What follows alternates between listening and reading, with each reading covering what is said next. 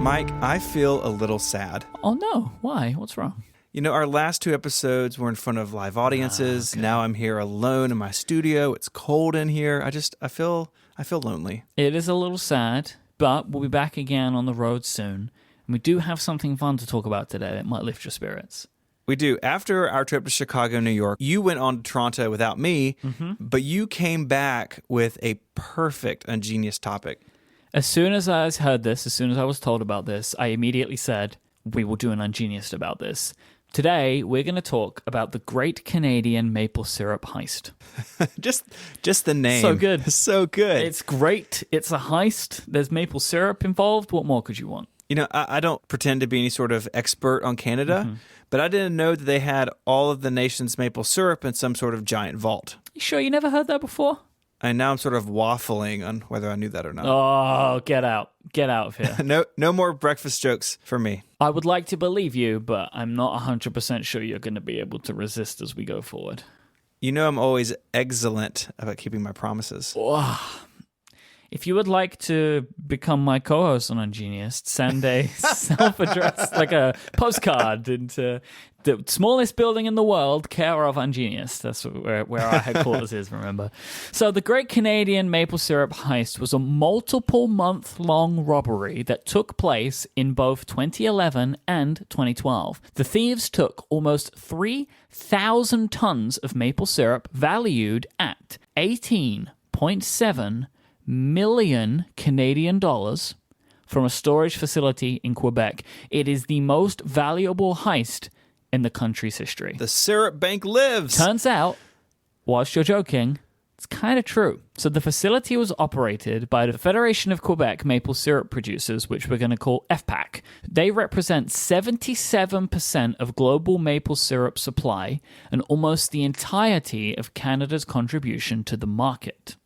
We've got to talk about this group. They're sort of like the cartel of pancake toppings. Well, it's like yes and no. I mean, they're not. It's not like an evil thing. FPAC traces its roots back to the late 1950s when maple syrup producers in southern Quebec joined forces to protect their rights as producers and to collectively market maple syrup.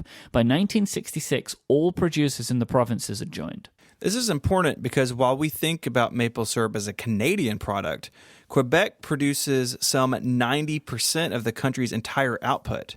That's 70% of the global maple syrup market. In 2016, and this number blew my mind, it did over $320 million in sales. That's a lot of maple syrup. So the FPAC establishes policies, negotiates selling strategy, enforces production quotas, sets up quality criteria, and sponsors promotional activities, all on behalf of the members. And like we said, many have likened FPAC to a cartel given its control of the market. And I can see why, but to your point, I don't think they're like doing the things we think about drug cartels doing, right? Like people aren't being murdered over maple syrup. I don't think. There are heists, though. FPAC maintains a strategic reserve of maple syrup, officially known as the International Strategic Reserve, or the ISR. It's used to help control global syrup prices and supply, and has been called the OPEC of the maple syrup world by The Economist. OPEC is a petroleum governing body. So, like, the thing is, so from talking to people about this, right, when I was in Canada, it's like maple syrup is so important to their economy. And there are good years and there are bad years. So they have to keep a supply and keep the price steady so that these farmers can actually earn a living. This is the reasoning I was told as to why FPAC exists today. I will say International Strategic Reserve is a very serious sounding name. For maple syrup. It sounds like something from a James Bond movie, but it's actually just maple syrup. Yeah. So a barrel of maple syrup is worth about $1,200 or about $2.88 per pound, which is 10 to 18 times the value of U.S. crude oil. It's valuable stuff. The reserve is located in warehouses in a number of rural Quebec towns. The first two facilities were in Saint-Antoine-de-Tilly, which holds 6,300 tons, and Plessisville, which holds 1,400 tons. In 2011, a year which saw huge excesses of maple syrup production, FPAC expanded the ISR to a third warehouse in Saint-Louis-de-Blanfort, which holds 4,500 tons of syrup. And this is where we get to our heist. Over the course of several months between 2011 and 2012, nearly 10,000 barrels of maple syrup were stolen in a suspected insider job from that new FPAC storage facility. Turns out, syrup is stored in unmarked white metal barrels and they're only inspected once a year. It's not like there's an armed guard watching over it, which is wild considering how much money is tied up in this syrup. Yeah, and with a name as serious as the International Strategic Reserve, I am profoundly disappointed to hear how lax security is. Your disappointment is others' gain. The thieves used trucks to transport barrels to a remote location where they siphoned off the maple syrup, refilled the barrels with water, and then returned them to the facility. You know that scene in Breaking Bad where they're stealing the chemical from the train? Yep. It's basically like that. It is basically like that. I'm sure that this was the influence for that. Over time, however, refilling the barrels with water just simply became too much work for the thieves, and they started siphoning syrup directly off the barrels in the facility itself without refilling them. I can see how this happened. They went to so much work and nobody noticed. So they got lazy, right? And they just were like, well, no one's paying attention to this. We'll just take more.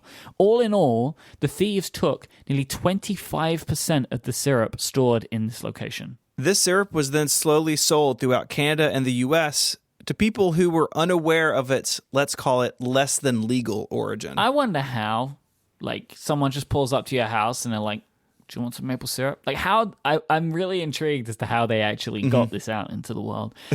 In fall of 2012, the FPAC started their annual inventory of the ISR. Inspector Michel Gavreau started climbing up the barrels and nearly fell because he was expecting to be supported by the barrels, which should weigh 600 pounds, but they were empty. If they had just kept filling them with water, this poor guy wouldn't have fallen on his job. And it probably would have taken even longer before they would have known. Oh, yeah.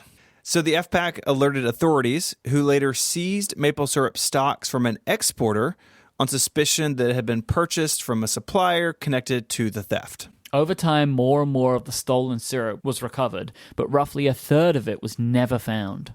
When preparing this, I did think, I wonder if I ate any of this stolen maple syrup. It's possible. Do you think that makes you a criminal? I hope not. By December 2012, police arrested 3 men known to have access to the warehouse from which the syrup was stolen. 15 more people were arrested that month in connection with the crime. In 2017, accused syrup-stealing ringleader Richard Valeraise was sentenced to 8 years in prison and a $9.4 million fine.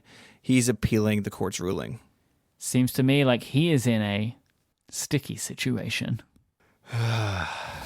You can't do the waffle joke and then have a problem with me doing this one. And excellent. Yeah, see, you got 2. I got 1. Thank you to Sarah at Wonderpens for telling me all about this amazing topic. Very, very interesting. If you have a fun topic you want to share with us, head over to our website, relay.fm/ungeniused/67. You can send us an email there, and of course there'll also be some links so you can read about the Great Canadian Maple Syrup Heist and the Federation of Quebec Maple Syrup Producers, a group that I do not ever want to cross. If you want to do that on Twitter, if email's too old-fashioned for you, you can find us on Twitter. The show is at Ungeniused. You can find Mike there as IMYKE, and you can follow me as ISMH. And until our next brunch gone mad, Michael, say goodbye. Goodbye. Adios.